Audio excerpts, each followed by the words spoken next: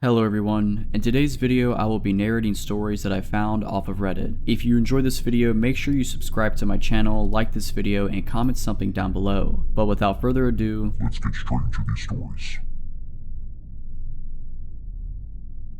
I used to work at an amusement park. It wasn't one of those sprawling theme parks, but a local one with a mix of old, creaky rides and a few newer attractions. I was part of the maintenance team, working the night shift. My job was to inspect and repair the rides after the park closed. The incident happened about a year ago, but I still think about it every time I see a carnival or a Ferris wheel. That night, my supervisor told me to check out the water ride. It was one of those log flume rides with a fake mountain built around it. Guests would ride through dark tunnels, passing animatronic animals, before plunging down a steep drop into a splash pool. One of the animatronics wasn't functioning right. It was a bear that would pop out of the wall in one of the dark tunnels. Simple enough. I grabbed my tools and headed to the maintenance entrance at the back of the ride. The maintenance area was nothing like the fun, brightly lit part of the park. It was dark, cold, and smelled like stagnant water and grease. There were narrow walkways alongside the ride track and several access tunnels that twisted and turned through the structure. I climbed down a ladder into the tunnel where the bear was supposed to be. The lights down there were dim, and the only sound was the occasional drip of water echoing through the space. I found the animatronic. It looked fine on the surface, but when I opened the access panel, I saw that some of the wiring had been ripped apart, almost like something had clawed at it. I figured maybe a rat or raccoon had gotten in. That wasn't unusual, but as I worked to replace the wiring, I felt a strange prickling sensation on the back of my neck, like I was being watched. I glanced over my shoulder, but the tunnel behind me was empty. I shook it off and kept working. That's when I heard it, a low, guttural growl. It sounded almost like an animal, but not quite. It was too deep, too guttural. My chest tightened, and I froze. Slowly, I turned toward the direction of the sound, shining my flashlight down the tunnel. The beam caught something moving, something big. It ducked out of sight behind a corner, but not before I got a glimpse. It wasn't a raccoon or a rat. It was humanoid but wrong. Its limbs were too long, its skin pale and stretched tight over its bones. Its eyes were reflective, glowing faintly in the flashlight beam like a predator's in the dark. I didn't stick around to get a better look. I scrambled back up the ladder as fast as I could, nearly slipping in my panic. As I reached the top, I slammed the access hatch shut and bolted it. I told my supervisor about what I saw, but he laughed it off, saying I must have imagined it. Maybe I would have believed him if it weren't for the scratches I saw the next day, long, deep gouges in the metal ladder and the walls of the tunnel. I quit that job not long after. The rumors about the ride didn't stop after I left, and they only got weirder. A few weeks after I quit, I got a message from one of my old coworkers, Aaron. He was a no-nonsense kind of guy, not prone to making up stories or exaggerating. The text read, "Did you see this? The log ride is closed again. Manager's not saying why. Heard something happened to the new guy. He bolted mid-shift and hasn't come back. Something freaked him out. Thought you'd want to know." That night, I couldn't sleep.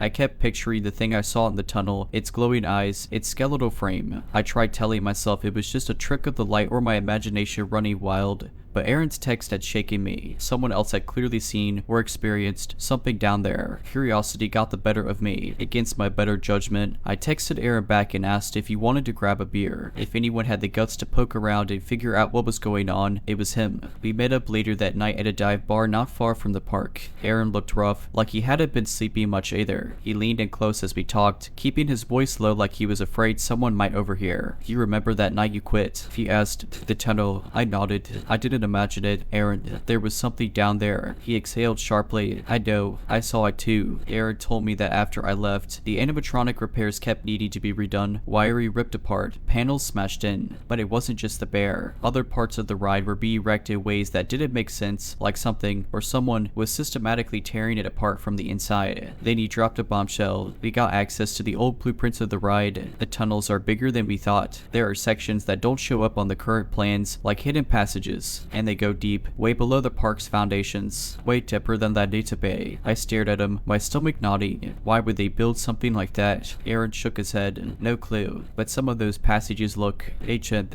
like they were there before the park was built. I felt a cold sweat break out on my skin. "Have you been down there?" He hesitated, then nodded. "Once. We didn't go far. The deeper you go, the worse it gets. The air feels heavy, like it's hard to breathe. And it's not just the smell, it's this feeling like you shouldn't be there." I didn't ask him what he meant by worse. I didn't want to know, but then he said something that made my blood run cold. The thing you saw, I think it's not alone. Aaron went on to explain that he'd heard strange noises in the tunnels, scraping, whispering, and what sounded like muffled laughter. He said a few workers claimed to have seen shapes moving in the shadows, but no one stuck around long enough to confirm it. After that night, Aaron and I made a pact we'd stay out of it. Whatever was down there, it wasn't our problem anymore, but the park didn't let it go. A month later, I heard they'd shut down the log ride permanently, claiming it wasn't worth the cost of repairs. They fenced off the area and started dismantling parts of the mountain, but I never heard if they finished. A few months after that, the park closed for good. Officially, it was due to declining attendance, but locals whispered that something else had happened. There were rumors of workers disappearing, strange accidents, and management refusing to answer questions. I've stayed away from the site ever since, but sometimes I can't help but wonder, did they bury whatever was down there, or did they just leave it behind, waiting for someone else to stumble across it? About a year after the park closed, I was scrolling through my phone one night when I came across a local urban exploration forum. I wasn't a part of that scene, but the title of one thread stopped me cold. Exploring the abandoned log ride at Pinecrest Amusement Park. Weird stuff found. The post was filled with grainy photos taken inside the dismantled log flume ride. Most of it was what you'd expect: graffiti-covered walls, rusted metal, and broken animatronics. But as I scrolled further, my unease grew. One photo showed what looked like claw marks etched deep into the concrete walls of the tunnel. Another showed a gaping hole on the floor, leading to a dark, seemingly endless drop. Then I got to the last photo. It was blurry, clearly taken in a panic, but the caption read, "Not sure what this was, but it was moving." The image showed a pale, humanoid figure crouched in the shadows. Its elongated limbs were unmistakable, as were its glowing, reflective eyes. The thread blew up with comments. Some people joked it was just a prank or a homeless person squatting in the tunnels. Others suggested it might be some kind of mutated animal. A few, though, were dead serious, claiming the tunnels were cursed or that something supernatural had been unleashed when the park was built. What really got to me, though, were the comments from people claiming to have worked at the park. One wrote, "This isn't the first time someone's seen that thing. Maintenance workers used to talk about it all the time, but management always told us to keep quiet." Another said, "I worked on that ride too. We always thought there was something wrong with the place. The lights would go out for no reason, and sometimes we hear voices when no one else was around." I'm not surprised it shut down. The thread stuck with me for days. I thought about reaching out to the poster, warning them not to go back, but I didn't. Maybe I was too scared they'd ask me for details I wasn't ready to revisit, or maybe I just didn't want to get involved again. About 2 weeks later, I saw another post on the same forum. This one was titled, "Urban Explorer Missing After Visit to Pinecrest Amusement Park." The post was a news article about a young man who disappeared after telling friends he planned to explore the old park. His car was found parked near the entrance, but there was no sign of him. Search teams combed the area but found nothing, no footprints, no clues, no trace of him at all. The forums exploded with speculation. Some people said he'd probably fallen into one of the holes in the tunnels and gotten stuck. Others thought he might have gotten lost in the underground passages and died of dehydration. But there were a few who hinted at something darker. One commenter wrote, "The park was built on cursed land. They say something was already there, buried deep, and the rides disturbed it. That's why they closed it down. Whatever they awakened, it doesn't like visitors." That comment stuck with me. It made me wonder if the thing I saw, and whatever else might have been down there, wasn't just some random anomaly. What if it had been waiting, dormant, until the park was built? What if tearing the rides down only made it angrier? I've stayed away from Pinecrest, but every now and then I'll hear a story. The hiker will claim they saw strange lights near the old ride, or someone will report hearing screams echoing through the empty park. Most people dismiss it as urban legend or kids playing pranks, but I know better. I can't stop thinking about that last photo in the forum thread. The thing wasn't just hiding, it was watching, and the way it crouched, the way its glowing eyes stared straight into the camera lens. It wasn't scared, it was waiting.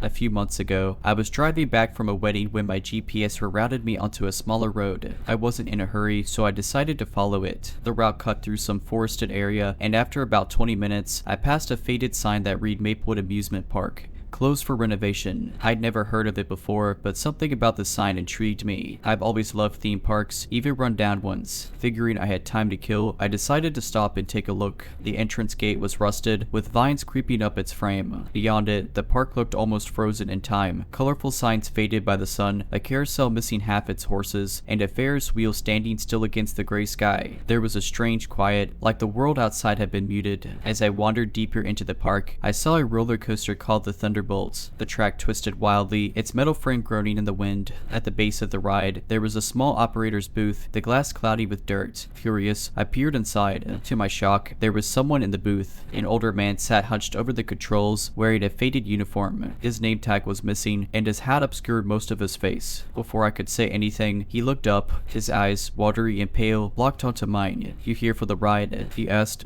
His voice was raspy, like he hadn't used it in years. I laughed nervously.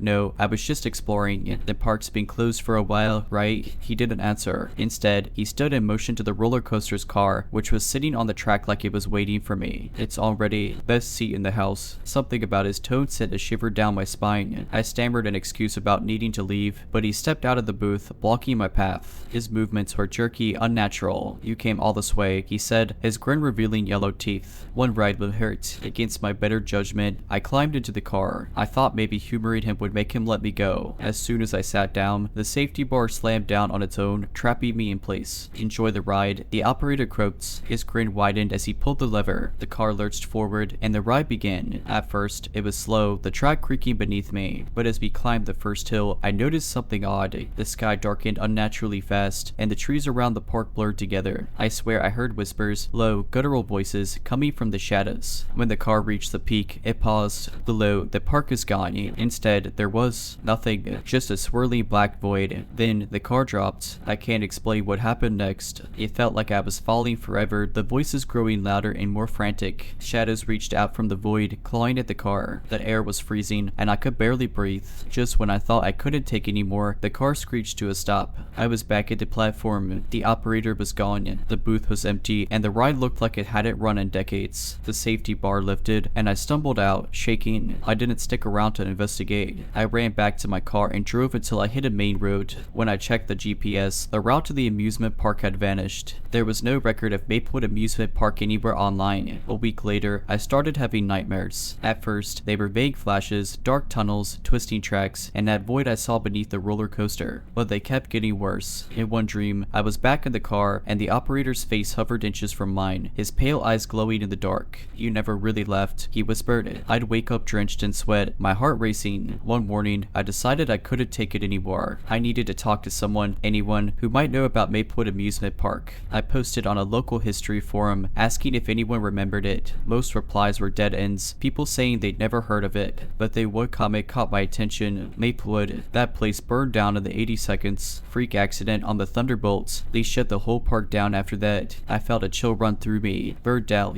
The park didn't look new, but it certainly wasn't a pile of ashes when I was there. I replied, asking for more details, and the user sent me a link to an old news article. The headline read, "Fatal fire claims 8 lives at local amusement park." My stomach turned as I skimmed the article. According to the report, the fire started during an after-hours test of the roller coaster. The ride operator had stayed late that night to run maintenance. When the fire broke out, it spread so fast that the operator and a group of teenagers who had snuck in after dark didn't stand a chance. Their bodies were never recovered. There was a grainy black and white photo of the operator in the article. It was hard to make out, but the uniform and hat were unmistakable. My blood ran cold. It was him. I tried to convince myself it was just a coincidence. Maybe I had somehow imagined the whole thing. But as I stared at the screen, something strange happened. The photo flickered for a moment, like an old TV screen losing signal. And then, I swear the operator looked directly at me. His lips curled into that same unnerving grin. I slammed my laptop shut and tried to shake the feeling that I was being watched. Over the next few days, little things started happening. I'd hear faint creaking sounds at night, like the groan of metal. The scent of burnt wood and singed hair would waft through my apartment out of nowhere. And the whispers. God, the whispers. They followed me everywhere, just low enough that I couldn't make out the words. The final straw came 2 nights ago. I woke up to find my bedroom door wide open. I never sleep with it open. When I sat up, I saw something on my dresser that hadn't been there before. It was a ticket. The paper was yellowed, the ink faded, but the name was clear as day, Maplewood Amusement Amusement Park.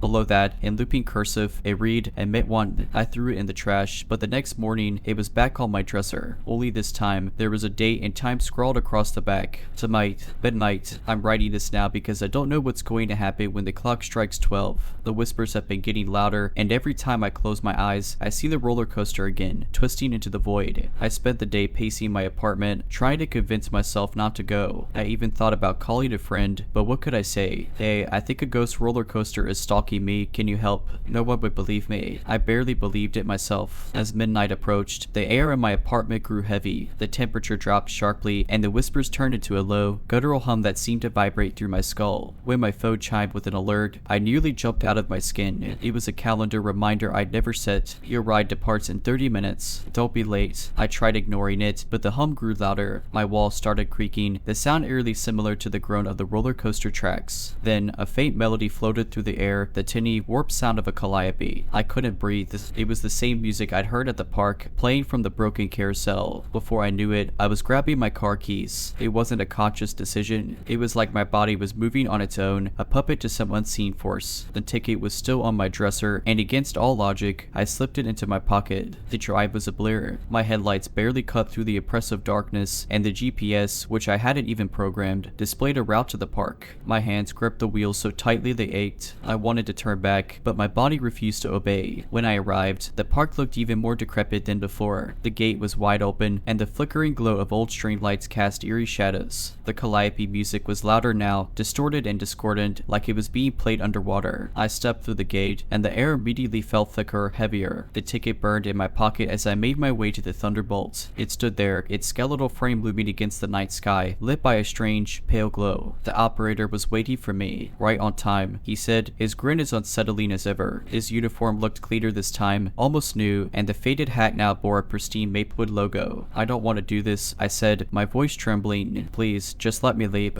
You can't leave, he replied, tilting his head. Not until you finish the ride. The roller coaster car sat on the track, gleaming like it had been freshly polished. Against my will, my legs carried me toward it. The operator tipped his hat as I climbed in, and the safety bar slammed down with a force that knocked the wind out of me. As the car lurched forward, the operator waved, see you on the other side. This time, the ride was different. The world around me blurred into a swirling void as the car sped up, faster and faster. Shadows crawled along the edges of my vision, twisting into grotesque shapes. The whispers returned, louder now, a cacophony of voices screaming in languages I couldn't understand. The car plummeted, and I felt like I was being torn apart. The shadows reached out, clawing at my skin, my soul, pulling me deeper into the void. Just when I thought I would lose myself completely, the car came to an abrupt stop. I was back on the platform, the operator was gone, and the park was silent. I stumbled out of the car, my legs weak, and realized something was wrong. The world felt, the colors were muted, and the air was cold, heavy with the scent of burning wood. When I reached the gate, I saw my car, but it looked different. Older, dust covered, like it had been sitting there for decades. I climbed in, desperate to escape, but the keys wouldn't turn. I glanced in the rearview mirror and froze. The operator was sitting in the back seat, his pale eyes glowing in the darkness. You're part of the ride now, he whispered, his grin stretching impossibly wide. The last thing I remember was his laughter, echoing in my ears as everything went black. When I woke up, I was sitting on a bench inside the park. The sun was rising, and everything looked, there were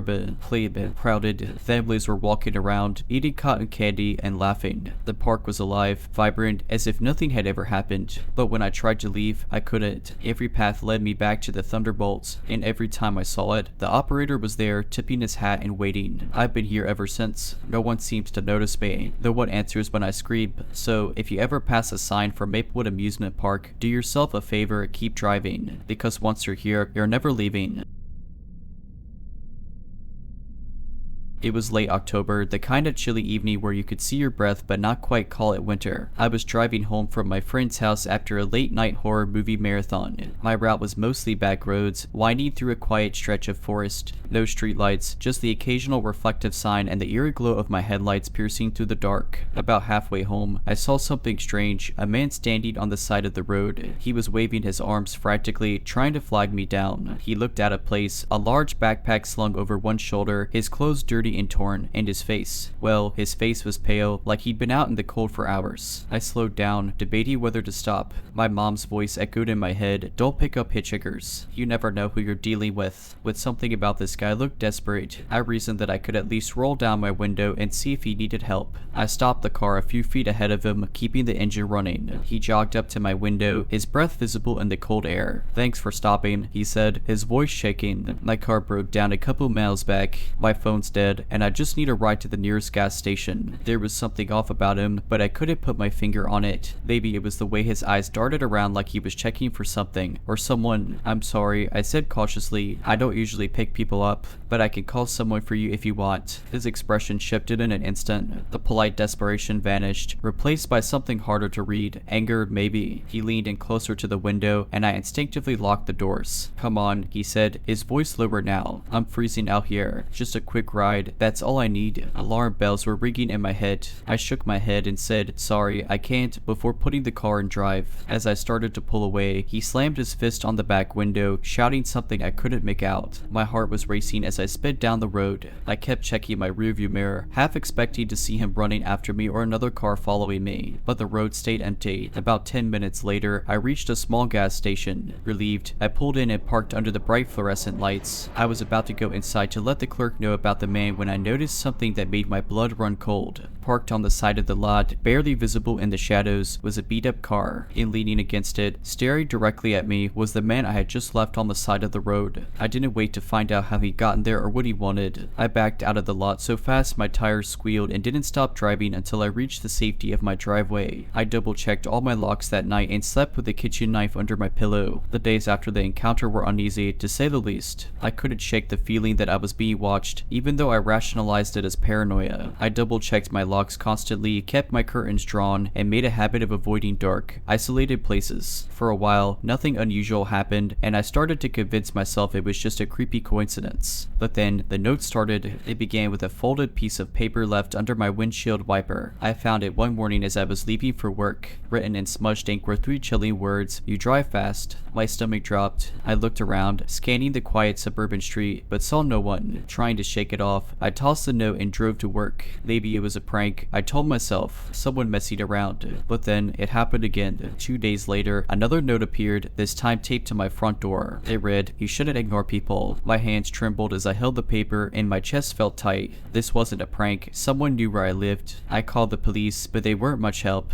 Without a clear threat or evidence, there wasn't much they could do. They suggested installing security cameras, which I did the very next day. I also told my closest friends about what was happening, and a couple of them offered to stay over for a few nights. For a while, the cameras and the extra company gave me a sense of security, but that didn't last long. One night, about a week after the second note, I woke up to the sound of a thud outside my bedroom window. My heart raced as I grabbed my phone and quietly crept to the window. Peeking through the curtains, I couldn't see anything unusual, but I could feel someone or something out there. I opened the security app on my phone to check the camera feed. My blood ran cold. There he was, the man from the road. He was standing in my driveway, staring directly at the camera. His face was obscured by the hood of his jacket, but I recognized him immediately. He didn't move. He just stood there, as if he knew I was watching him. I called 911, whispering into the phone as I kept my eyes glued to the screen. It felt like hours before I heard the faint sound of sirens in the distance. The man finally moved, walking calmly out of view before the police arrived. They searched the area but found nothing. No footprints, no sign of forced entry, nothing. It was as if he'd vanished into thin air. The officers assured me they'd patrol the area for the next few nights, but I could see it in their eyes. They didn't think he'd come back.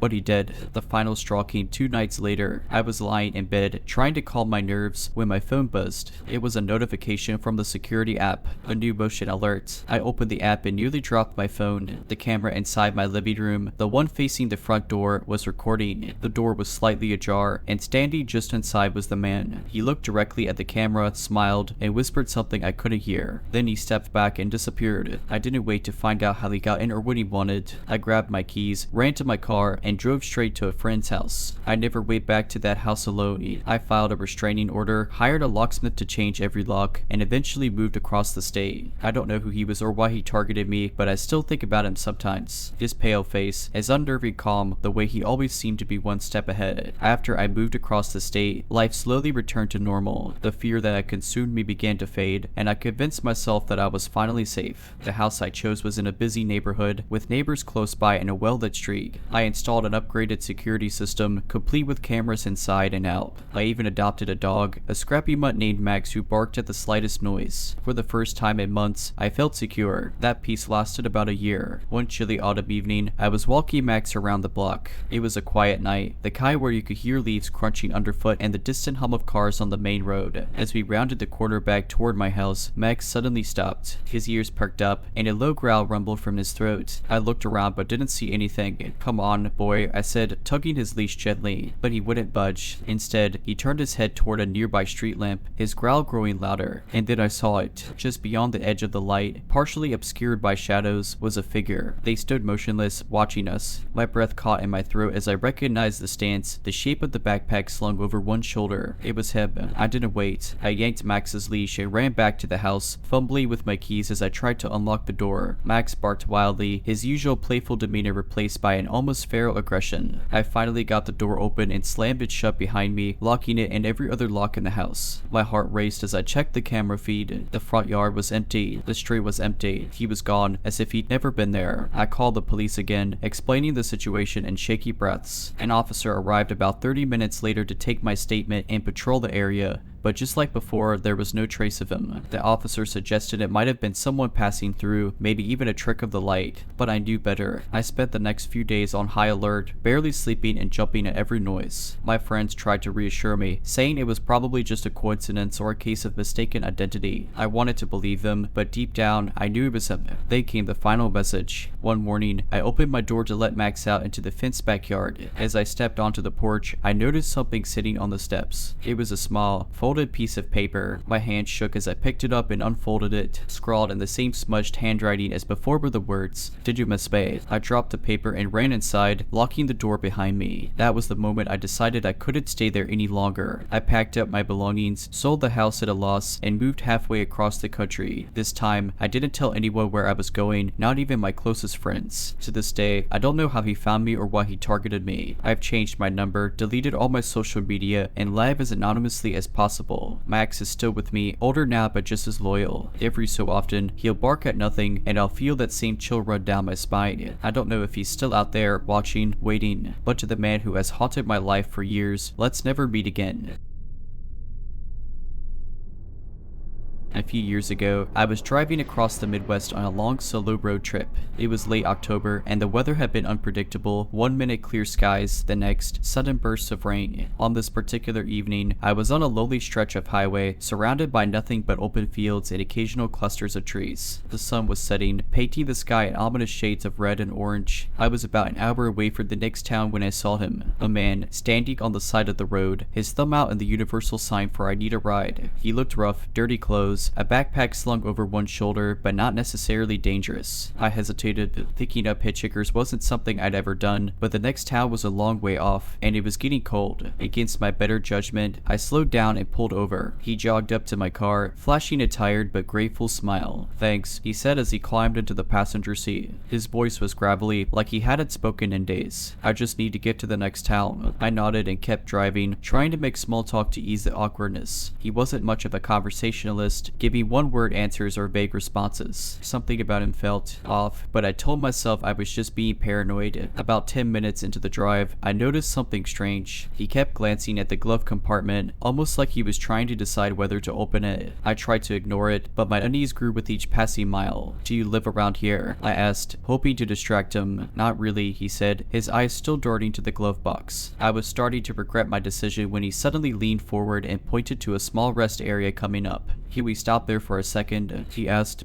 "I need to use the bathroom." I agreed, more because I wanted a moment to collect myself than out of any concern for his needs. As soon as I pulled into the parking lot, he grabbed his backpack and got out. He didn't head for the bathroom, though. Instead, he walked around the side of the building and disappeared from view. I waited for a minute, then two, but he didn't come back. My gut was screaming at me to leave, so I decided to check his seat. When I leaned over, I noticed something sticking out of the side pocket of his backpack, which he left behind. It was a knife knife. My heart raced as I realized how close I'd come to potentially being in serious danger. Without thinking twice, I jumped back into the driver's seat and sped out of there, leaving him and his knife behind. About an hour later, I reached the next town and pulled into a gas station. I called the local sheriff to report what had happened, and they sent someone to meet me. After hearing my story, the deputy's face grew serious. We've had reports of a man matching that description attacking drivers on this stretch of highway. He said if you were lucky, he usually waits until they stop somewhere isolated. I never found out what happened to him, and honestly, I don't want to know. I just hope he never found another car to get into. A week after the incident, I couldn't shake the paranoia. Every time I got into my car, I triple-checked the locks and scanned the backseat. My friends and family brushed it off, saying I was just rattled from the close call, but something about the whole experience stuck with me in a way I couldn't explain. Then came the phone call. It was a Friday night, and I was home alone, trying to distract myself with a movie. My phone buzzed on the coffee table, and I glanced at the screen. The number was blocked. Normally, I'd ignore calls like that, but for some reason, I felt compelled to answer. Hello, I said, my voice cautious. There was a pause. Then, a gravelly voice I instantly recognized. You left something of mine. I froze. My heart pounded in my chest as I struggled to find my words. Who is this? You know who? The voice replied. You took off with my bag. That wasn't very nice. I was shaking now. How did he find me? My number wasn't listed, and I hadn't given him any personal information. Leave me alone, I managed to say before hanging up. For the rest of the night, I sat in my living room with every light in the house turned on, jumping at every sound. I barely slept. The next morning, I went straight to the police, but there wasn't much they could do. Without a number or a name, they couldn't track him down. They suggested I change my locks, keep my phone number private, and stay alert. Over the next few days, things quieted down. No more calls, no strange encounters. I started to think maybe it was over. Then, one night, I came home to find a piece of paper taped to my front door. Written in messy, scrawled handwriting were the words, "You're lucky you drove off. Next time, you won't be." I felt the blood drain from my face as I looked around, but the street was empty. I tore the note down and called the police again, but once more, there wasn't much they could do. They advised me to stay with a friend or family member for a while, which I did. I didn't feel safe in my own home anymore. Eventually, the calls and notes stopped, but I moved to a new city anyway, just to be safe. I don't know how he got my number or my address, but I don't want to think about what might have happened if I hadn't left the rest area when I did. Even now, years later, I still get nervous on long drives. I never stop for strangers, no matter how desperate they look.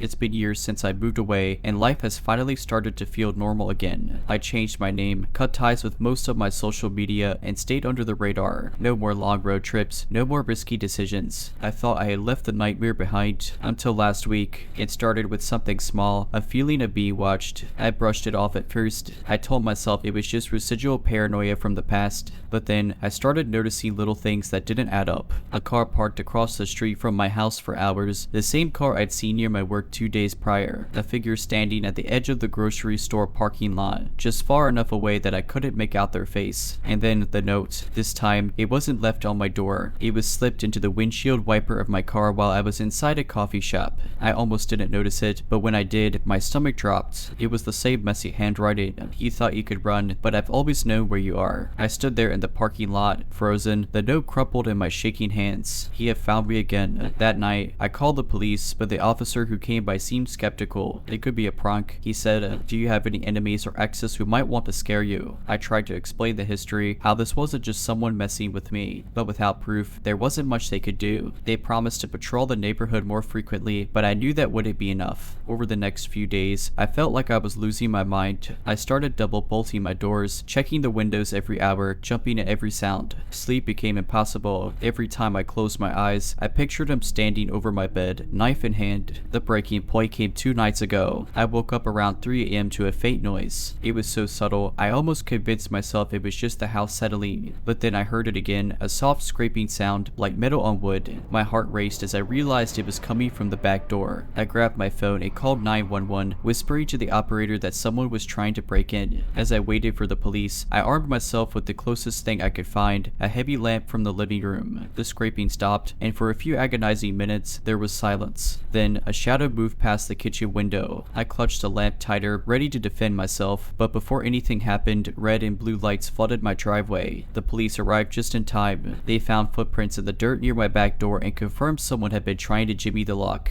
but whoever it was had vanished into the night. I packed a bag that same night and haven't been back to my house since. I'm staying in a hotel for now, constantly looking over my shoulder. To the man who keeps finding me, wherever you are, I don't know what you want, but I'll do everything in my power to make sure we never meet again. This happened a few years ago, and to this day, I still can't explain what I saw, or rather, who I saw. It was the fall, just before Halloween, and my boyfriend at the time, Alex, and I decided to go for a drive in the countryside. There's something peaceful about cruising past endless fields of corn and pumpkins, especially when the weather is cool and crisp. We had no real destination in mind, just a tank full of gas and a playlist of spooky podcasts to keep us entertained. As the sun started to set, we realized we were pretty far from the main road. The paved streets had turned to gravel, and soon we were surrounded by tall cornfields on both sides. There wasn't a house or street light in sight. We were joking about how cliche it would be to break down in a place like this when Alex suddenly slowed the car. "What's that?" he said, pointing to the right. I followed his gaze, squinting through the golden light of the setting sun. At first, I didn't see anything, just rows of corn swaying in the wind. But then, I noticed it. A man was standing in the middle of the field. He was facing us, perfectly still, with his arms at his sides. He wore a dirty brown jacket and a wide-brimmed hat that cast a shadow over his face. I couldn't see his features, but something about his posture gave me the chills. He didn't look like a farmer or anyone who had a reason to be out there. Probably just a scarecrow, Alex said, laughing nervously. But even as he said it, I could tell he wasn't convinced. Neither was I. "Scarecrows don't move," I whispered, as if on cue. The man tilted his head slightly to the side. It was a small movement, almost imperceptible, but enough to send my heart racing. "Drive," I said, my voice sharper than I intended. Alex hesitated for a moment, but then he nodded and pressed the gas. We didn't look back. We drove for a few more miles in tense silence before we finally saw a sign pointing us back to the highway. Relief washed over me as we left the cornfields behind, and I convinced myself it was just some weird local playing a prank. That was until a few weeks later. I was scrolling through Facebook when a news story caught my eye. It was about a string of disappearances in rural areas near where we had been driving that night. The police had no leads, but witnesses reported seeing a man in a brown jacket and a wide-brimmed hat lurking near the fields. After seeing the news story, I couldn't shake the image of that man from my mind. The way he stood there, so still, yet so ominously alive, it haunted me. I told Alex about the article, hoping he'd brush it off and reassure me that it was just a coincidence. But his reaction only made things worse. "Do you think he was watching us?" he asked after a long pause. The question sent a chill down my spine. I hadn't thought about it that way, but the idea that he might have been standing there, waiting for someone to notice him, made my stomach turn. I tried to reason with myself. Maybe he was just a harmless eccentric. Maybe it really was some kind of prank. But deep down, I knew it wasn't. About a week later, I started hearing strange noises at night. At first, it was just little things, branches rustling against the window or the faint sound of footsteps outside. We lived in a quiet neighborhood, and I figured it was just animals or my imagination playing tricks on me. But then it got worse. One night, around 2 a.m., I woke up to a tapping sound on the glass. My heart was pounding as I sat up in bed, straining to hear. Tap, tap, tap. It was rhythmic, deliberate, and far too human. I mustered the courage to pull back the curtain, but there was nothing there. Just the empty yard bathed in moonlight. I told myself it was probably a tree branch, even though I knew there weren't any near that window. The next morning, I found footprints in the dirt outside. They were large, too large to belong to anyone in my household, and they led straight to my window before disappearing back into the woods behind the house. I called Alex, freaking out, but he tried to calm me down. "It's probably just some kids messing around," he said. "They probably think it's funny." But it didn't feel funny. The following night, I stayed awake, determined to catch whoever it was. I sat by the window with my phone in hand, ready to call the police. Hours passed, and nothing happened. Just as I was about to give up, I saw movement out of the corner of my eye. My breath caught in my throat as I saw a figure standing at the edge of the woods. It was him,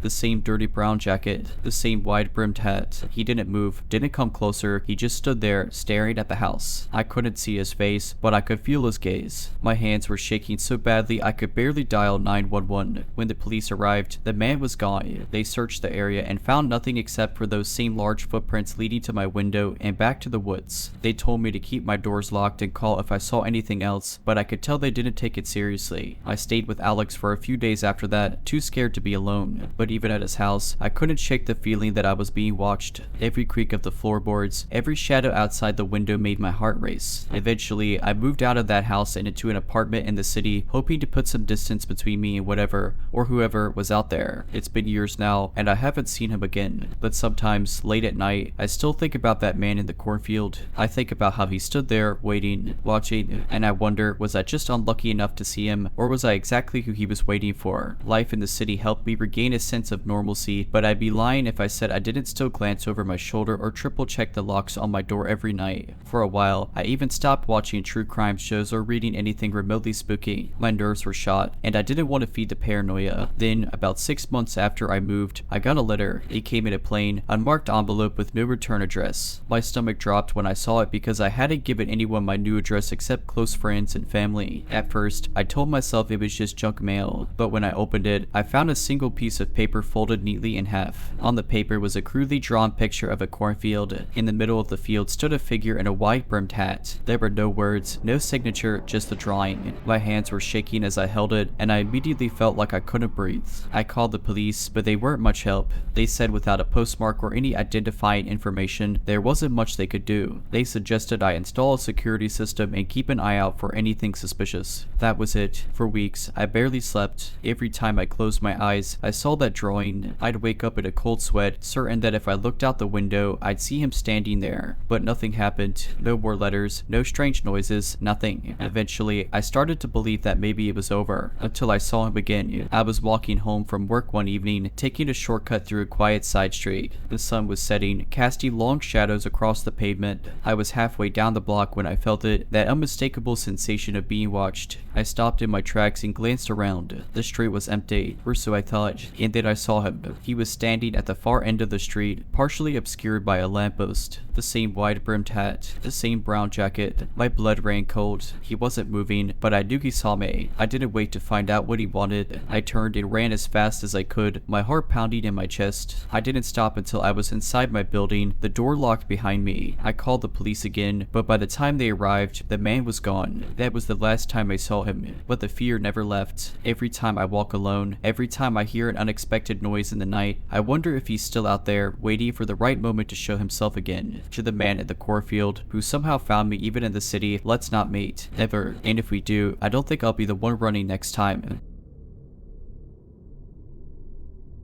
I was in college at the time, working late nights at a diner to help pay my tuition. Most nights, I didn't leave until after midnight, and my apartment was a solid 20-minute drive from the diner. Usually, the drive home was uneventful, quiet roads, sleepy towns, but this night was different. It started with my car acting up. The check engine light had been on for weeks, but as a broke college student, I was hoping to put off repairs until my next paycheck. That night, as I pulled out of the diner parking lot, my car sputtered and stalled at a red light. I managed to restart it, but something about the way it sounded made me uneasy. I stopped at a 24-hour gas station about halfway home to grab a drink and calm my nerves. The station was mostly empty, except for a white van parked at the far end of the lot. I didn't think much of it at first. White vans are everywhere, right? I went inside, grabbed a soda, and chatted briefly with the cashier, an older man who seemed nice enough. When I walked back out, I noticed the van was now parked closer to my car. Again, I brushed it off, thinking maybe I was just being paranoid. I got into my car, locked the doors, and started the engine. As I pulled out, I saw the van's headlights flicker on behind me. At this point, I started to get that sinking feeling in my stomach. The van stayed a few car lengths behind me as I drove down the main road. When I turned onto the quieter street leading to my apartment, it turned too. I thought maybe it was a coincidence, but then I decided to test it. I made an unnecessary left turn into a random residential neighborhood. Sure enough, the van followed me. Panic set in. I started running through my options. Should I call the police? Should I speed up and hope to lose them? My car, with its engine suspension issues wasn't exactly built for a high-speed chase. Instead, I decided to head for a well-lit grocery store parking lot that I knew had security cameras. As I pulled in, I parked right in front of the store and turned off my car. The van rolled slowly into the lot but didn't park. Instead, it crept along the row of cars, passing mine before stopping a few spaces down. I couldn't see the driver through the tinted windows, but I could feel their eyes on me. My heart was pounding so loudly I thought it might burst. I grabbed my phone and pretended to call someone, hoping it would scare them off. A moment later, the van suddenly backed out of the space and sped out of the parking lot. I stayed parked there for another 20 minutes, too shaken to move. When I finally got home, I double-checked all my logs and slept with the lights on. The scariest part, the next morning, I noticed a small piece of paper tucked under my windshield wiper. I hadn't seen it in the dark the night before. It was a crudely written note. "You're lucky you stopped." The note said to chill down my spine. I held it in my hand, staring at the words over and over as though they'd change if I looked hard enough. The handwriting was messy, almost childlike, and the letters were smudged. I couldn't figure out how long it had been there. Had they left it before I went into the store or after I got out? Either way, it was clear they had been watching me for longer than I realized. I threw the note away immediately, but the sense of being followed didn't leave me. That day, I told my roommate, Sarah, about what happened. She tried to calm me down, saying it was probably just a weird coincidence or someone trying to mess with me. Still, she offered to come with me the next time I needed to make a late night drive, which was comforting. For a while, things went back to normal. I avoided late night shifts when I could, stuck to main roads, and kept my car locked at all times. I'd even scraped together enough money to get my car fixed. I thought I was being paranoid, but I'd rather be safe than sorry. Weeks passed without incident, and I started to feel like maybe it was just a one-off creepy experience. Until it wasn't. About 2 months later, I got home from a late shift around midnight. As I walked up the stairs to my apartment, I noticed something on the floor near my door, a small, folded piece of paper. My heart dropped. It was the same kind of paper as before, and the same messy handwriting. "You didn't see me this time." I froze. Someone had been outside my apartment, watching me. The thought made my skin crawl. How had they found me? Had they been following me this entire time? My hand shook as I unlocked the door and bolted it shut behind me. Sarah was already asleep, so I decided not to wake her. Instead, I stayed up all night, jumping at every little sound. The next morning, I filed a police report. They took it seriously, but without any solid leads, there wasn't much they could do. The officer who came to our apartment suggested getting a security camera, which we did the very next day. I also started parking my car in a different spot each night, hoping to throw off whoever was watching me. For a while, the camera footage showed nothing unusual. I checked it obsessively every morning, half hoping and half dreading that I'd catch something. Then, about a week later, I found what I was looking for. At 3:17 a.m., the camera captured a figure walking slowly down the hallway outside our apartment. They were wearing a hoodie, the hood pulled up so I couldn't see their face, and they stopped directly in front of our door. They stood there for almost a full minute before slipping something under the door and walking away. I didn't even want to pick up the paper, but I forced myself to. This time, it wasn't a note. It was a Polaroid photo of me. It looked like it had been taken through my car window, probably on one of those nights I'd worked late. The realization that they'd been close enough to take a photo made me feel sick. I showed the police the footage and the photo. This time, they took it very seriously. They increased patrols in my area and suggested I stay somewhere else for a while. Sarah and I ended up crashing at a friend's place for a few weeks, and I eventually moved out of that apartment entirely. I never found out who he was. The police said they didn't have enough evidence to track the person down, and as far as I know, they never caught them. To this day, I don't know if it was someone I knew, a random stalker, or something else entirely. I've since moved to a new city, changed my number, and been much more cautious about my surroundings. Even though I had moved cities and taken every precaution I could think of, the fear never really went away. I'd catch myself looking over my shoulder, scanning parking lots, and avoiding being alone in unfamiliar places. For months, I slept with a chair wedged under my new apartment door handle and a can of pepper spray within arm's reach. Things started to get better over time, though. I found a job in my new city that didn't require late night shifts, and I made a few friends who helped me feel more at ease. I even started dating someone, a guy named Ryan, who was patient with my paranoia and never made me feel silly for being extra cautious. I began to feel normal again, like the nightmare was finally behind me. Then, about a year after I'd moved, it happened again. It was a Saturday afternoon, and Ryan and I were at a local coffee shop.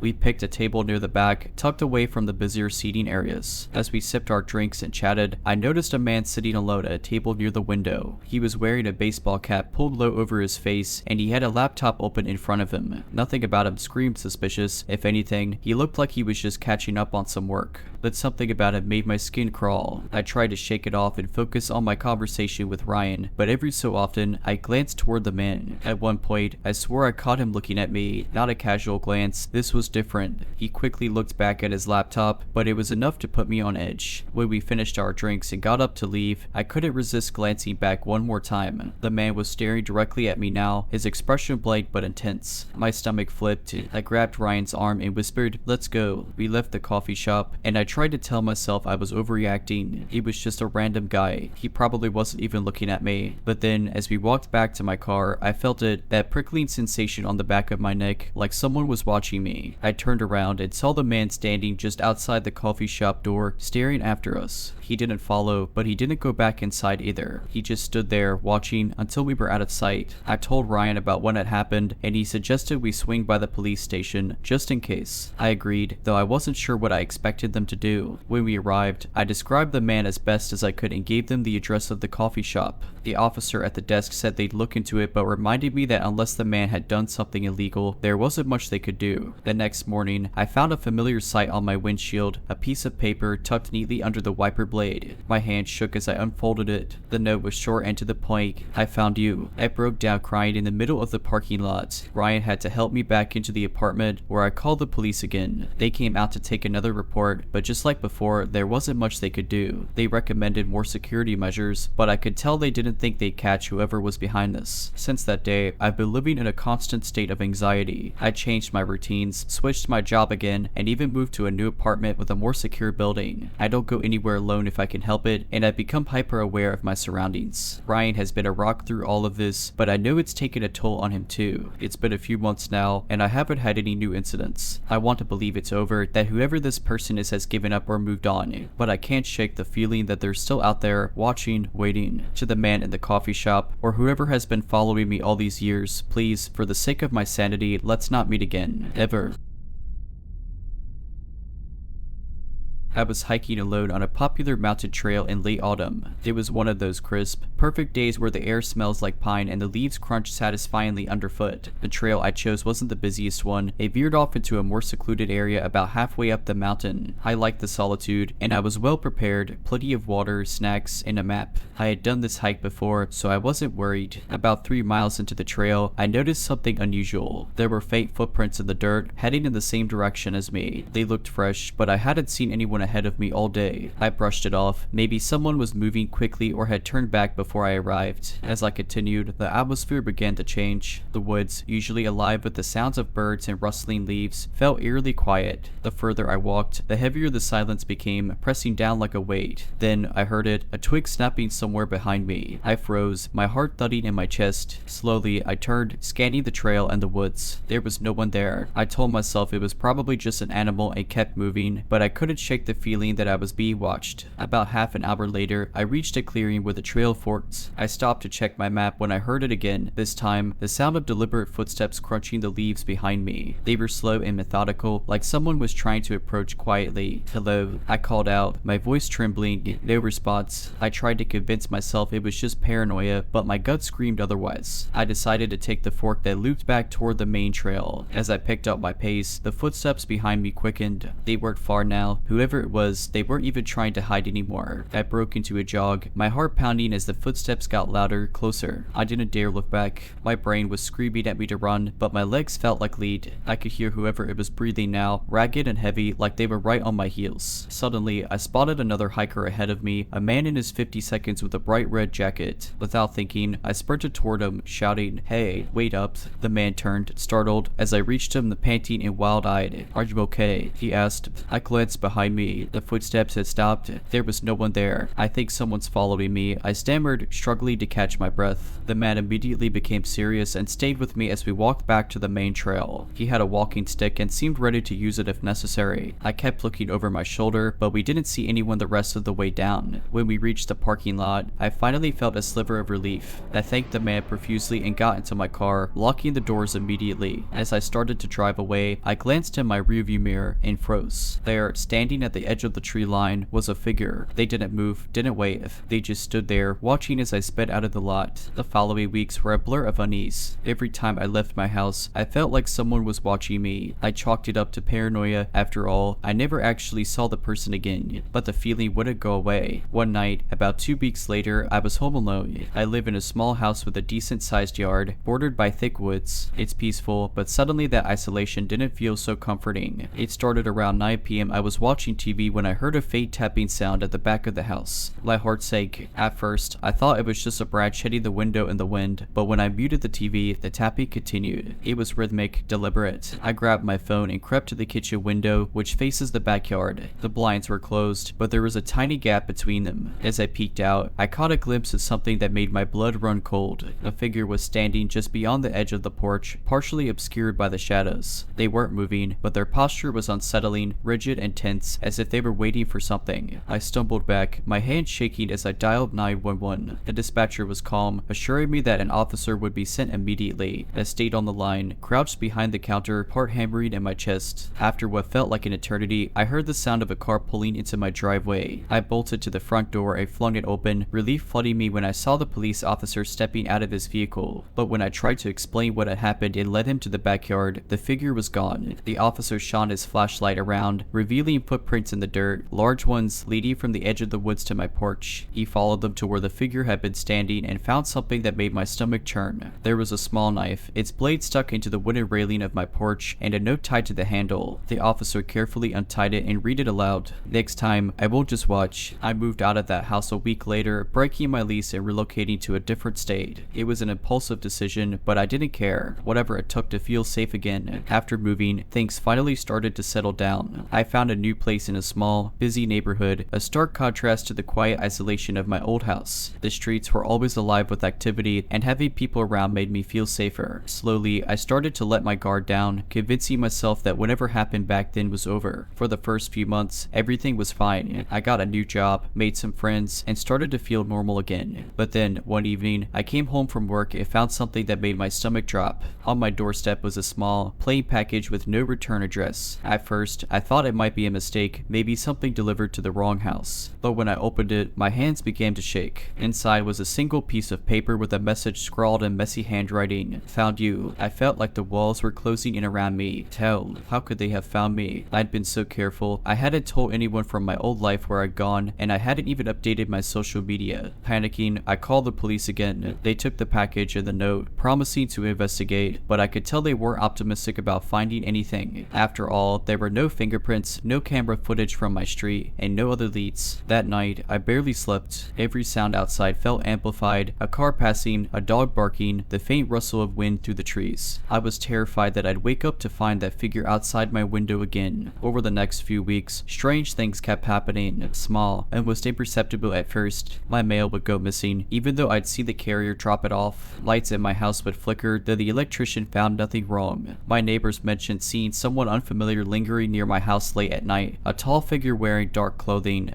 but they could never give a clear description. Then, one night, it escalated. I was in bed when I woke up to the sound of my front doorknob jiggling. My heart froze. Someone was trying to get inside. I grabbed my phone and quietly called 911, whispering to the dispatcher what was happening. The jiggling stopped, but then I heard footsteps, slow, deliberate footsteps, walking around to the back of the house. I stayed on the line, barely breathing, until I heard the sirens in the distance. The dispatcher assured me the officers were almost there. When the flashing red and blue lights finally lit up my street, I felt a wave of relief so strong I nearly cried. The police didn't find anyone, but they did find scratch marks on my back door, as if someone had been trying to pry it open. That was the final straw. I packed my things and moved again, this time to a high-rise apartment with 24/7 security. It's been 3 years since then, and there haven't been any more incidents. I've tried to put it behind me, but I still feel uneasy whenever I'm alone. Every now and then, I catch myself looking over my shoulder, wondering if they're still out there, watching. Alright, but that's it. I hope you enjoyed this video. If you did, make sure to subscribe to my channel, like this video, and comment something down below. But as always, Have a nice day.